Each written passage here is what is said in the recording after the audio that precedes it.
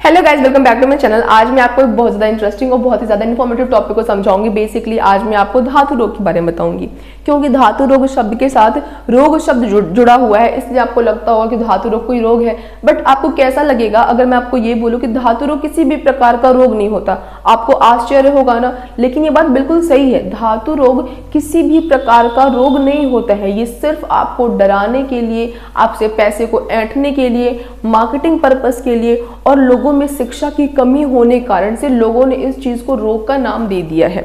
अब देखो, मैंने आपको कई बार पहले भी बता रखा है कि आपके शरीर में वीर्य बनता है, शुक्राणु बनते हैं, ठीक है, लेकिन उनकी स्टोरेज के लिए आपके पास कोई जगह नहीं है। तो अगर आप किसी भी सेक्सुअल एक्टिविटी में पार्टिसिपेट करते हो तब तो कोई दिक्कत की बात नहीं है।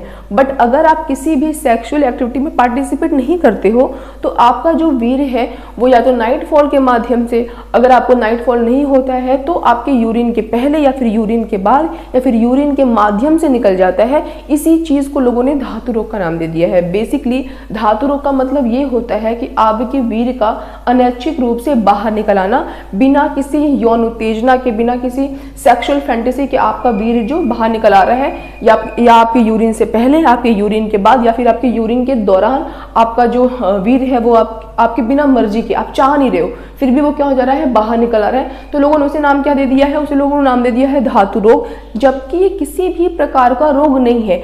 आप एक बात बताओ, आपके शरीर में सिर्फ क्या एक ही फ्लूइड आपका वीर्य ही है? आपको पसीने होते हैं यानी कि स्वेट होते हैं, है ना, आपको यूरिन होता है यानी यूरिन भी एक्सक्रीट होता है। अब आप बोलो, जैसा कि लोग डराने के लिए बोलते हैं कि नहीं नहीं, वीर्य को बचा के रखना चाहिए, वीर्य को बाहर नहीं निकलना चाहिए, बहुत ही इंपॉर्टेंट होता है। इवन हमारे आयुर्वेदा में भी आपके वीर्य को धातु का नाम दे दिया है। धातु मतलब मेटल। सोचो कितना ज्यादा बढ़ा चढ़ाकर, कितना हाइपर करा हुआ है इन सभी चीजों को। तो एक बात बताओ, आपका जो यूरिन है वो भी फ्लूइड है, तो क्या आप उसे कहोगे नहीं नहीं यूरिन बहुत इंपॉर्टेंट है, यूरिन को बाहर नहीं निकालना, स्टोर करके रखना है? ऐसा पॉसिबल है? नहीं है ना। आप अपने यूरिन को बाहर आपको निकालना ही पड़ेगा, आप नहीं चाहोगे तो भी आपका यूरिन बाहर निकल आएगा। सेम उसी तरीके से आपको अपने वीर्य को भी बाहर निकालना पड़ेगा। नहीं निकालोगे तो अपने आप निकल आएगा, या तो नाइटफॉल के माध्यम से निकल आएगा या फिर आपका धातु के माध्यम से, नहीं आपकी यूरिन के पहले, बाद में या फिर उसके दौरान निकल आएगा। आप उसे स्टोर करके नहीं रख सकते। अब जैसे मैं एक बात बताऊं, क्या आप अपने स्वेट को यानी कि पसीने को रोके रख सकते हो? बिल्कुल नहीं रोक सकते। बहुत सारी ऐसी फीमेल्स होती हैं जिनको बच्चे होते हैं और वो उनको दूध पिलाती हैं, लेकिन बहुत सारी ऐसी माएँ होती हैं जब किसी भी प्रॉब्लम से या फिर कुछ उनको अनकंफर्टेबल है जिस कारण से वो अपने बच्चे को दूध नहीं पिलाती हैं। तो क्योंकि वो भी एक फ्लूइड है, दूध भी क्या है, फ्लूइड है, वो बाहर नहीं निकल रहा है, जिस कारण से उनके ब्रेस्ट में इन्फेक्शन हो जाता है और बाद में उसका भी ऑपरेशन करना पड़ता है। सेम एज आपका वीर्य है, वो निकालने के लिए ही बना हुआ है ना यार। वो आपका वीर्य अंदर क्यों बन रहा है? क्योंकि उसका पर्पस क्या है? उसका पर्पस ये है कि उसको बाहर आना है, आपकी पीढ़ी को बढ़ाना है। तो स्टोरेज के लिए कुछ है नहीं। तो अगर किसी सेक्सुअल एक्टिविटी में हो तब तो ठीक, नहीं हो तब, क्योंकि अगर किसी सेक्सुअल एक्टिविटी में पार्टिसिपेट करोगे तो अपने आप निकलेगा, कोई टेंशन की बात नहीं। बट अगर नहीं कर रहे हो किसी में पार्टिसिपेट तो वो निकलेगा ही निकलेगा। जिस प्रकार से सारे फ्लूइड आपके बॉडी से एक्सक्रीट होते हैं, वैसे ही आपका जो वीर्य है वो भी एक्सक्रीट होगा। आपका उस पर कोई बस नहीं है, आप उसको रोक नहीं सकते हो। लेकिन आपके मन में फिर एक सवाल ये भी आएगा कि अगर धातु रोग कोई रोग नहीं है तो लोग ऐसा कहते क्यों हैं? हम गूगल पे सर्च कर लें, हम डॉक्टर के पास चले जाएं, कुछ डॉक्टर के पास चले जाएं, हम यूट्यूब पे सर्च कर लें तो हमें दिखता है कि धातु रोग के जो लक्षण होते हैं वो कमर में दर्द होता है, टेस्टिकल्स के अराउंड पसीने होते हैं, कमजोरी होती है, ये ताकत नहीं है, वो ताकत नहीं है। देखो, जब आप किसी भी चीज़ को रोग समझोगे तो ऑटोमेटिक आपको सारे लक्षण फील होने लगेंगे। आपको चक्कर आ रहा है, आपको कमजोरी आ रही है। एक बार बताओ, कमजोरी आती है, चक्कर आता है, क्यों आती है? क्योंकि आपको डाइट सही नहीं है। आप अगर अपने खान पान पे, अपने जीवन शैली पे ध्यान दोगे तो ऑटोमेटिक सब कुछ आपका सही रहेगा। नॉर्मली जो नाइटफॉल की समस्या होती है, धातु रोग की समस्या होती है, वो अनमैरिड लोगों को आती है। मैरिड लोगों को ये समस्या बहुत ही ना के बराबर होती है। अब आपके मन में आता होगा कि बट कुछ तो इसके अंदर होगा सच्चाई, तभी तो उसको रोग का नाम दिया गया है। तो देखो, एक बात तो, किसी भी चीज का एक्सेस बुरा होता है।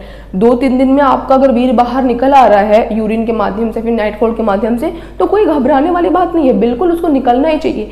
एक उम्र के बाद ये बिल्कुल स्वाभाविक ही नहीं बल्कि अनिवार्य भी है, कंपल्सरी उसको निकलना ही निकलना है। अगर आपका जो वीर्य है वो आपके शरीर से बाहर नहीं निकलेगा तो आपके प्रोस्टेट में इन्फेक्शन भी हो सकता है। इन्फेक्शन क्या आप चाहोगे कि आपकी बॉडी में इन्फेक्शन हो जाए, आपके प्रोस्टेट में इन्फेक्शन हो जाए, फिर क्यों फालतू में ऑपरेशन वगैरह के झंझट पड़ोगे। उससे अच्छा वीर्य बन रहा है, निकल रहा है, निकलने दो, आपको क्या टेंशन हो रही है उससे। अब देखो लिखा हुआ एक चीज कि धात निकलने का मतलब होता है कि वीर्य का निश्चित रूप से निकल जाना। आगे लिखा हुआ है वीर्य कोश भर जाने के बाद वीर्य का बाहर निकलना एक स्वाभाविक प्रक्रिया है। जाहिर सी बात है कुछ स्टोरेज के लिए नहीं है, जब कुछ स्टोरेज के लिए है ही नहीं तो वो आपके अंदर स्टोर होकर कैसे रह सकता है। आगे देखो कह रहा है कि यह कोई बीमारी नहीं है बल्कि एक उत्तम स्वास्थ्य का संकेत है। कोई बीमारी नहीं है। अगर आपको नाइटफॉल हो रहा है या फिर अगर आपका जो वीर्य है वो यूरिन के दौरान बाद में पहले निकल जा रहा है तो आपको लगना चाहिए, आपको सोचना चाहिए, अपने आप को प्राउड फील होना चाहिए कि बहुत अच्छी बात है, यानी कि मैं बिल्कुल फिजिकली फिट हूँ इसीलिए मुझे ऐसा हो रहा है।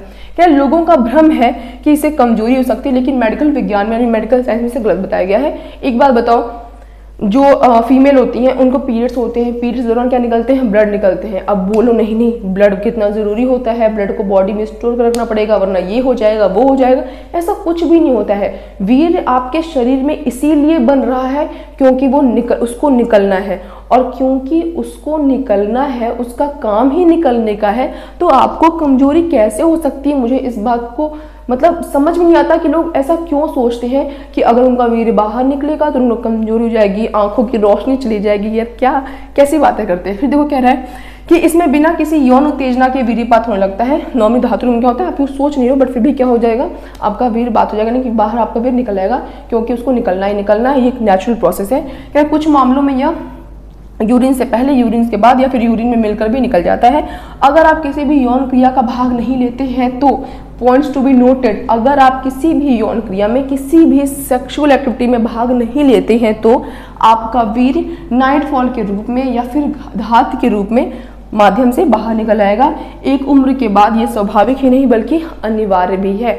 अब आपके मन में आ रहा होगा कि कारण क्या है, तो कारण तो मैंने आपको बता दिया। अब आप सोचोगे लक्षण क्या है, तो कोई बीमारी होगी तब तो कोई लक्षण होगा, ना कोई बीमारी है ना कोई लक्षण है। बस आप यहाँ देख सकते हो कि भाई देखो यूरिन के पहले फिर बाद में थोड़ा बहुत वीर्य निकला हुआ है तो बहुत ही नॉर्मल है, उसको आप इग्नोर कर सकते हो।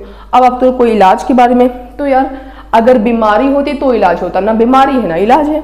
तो देखो मुझे लगता है मैंने आज के टॉपिक को, कॉन्सेप्ट को बहुत ही अच्छे तरीके से समझा दिया है, बट फिर भी किसी तरीके का डाउट रह जाता है तो कमेंट बॉक्स में कमेंट कर देना, मैं उसका रिप्लाई देने की बहुत ही जल्द कोशिश करूंगी। बाकी ऐसे और इन्फॉर्मेटिव और इंटरेस्टिंग टॉपिक्स के लिए मेरे चैनल सब्सक्राइब जरूर करें, और अगर वीडियो पसंद आई हो तो उसे एक लाइक जरूर करें। That's all, bye guys.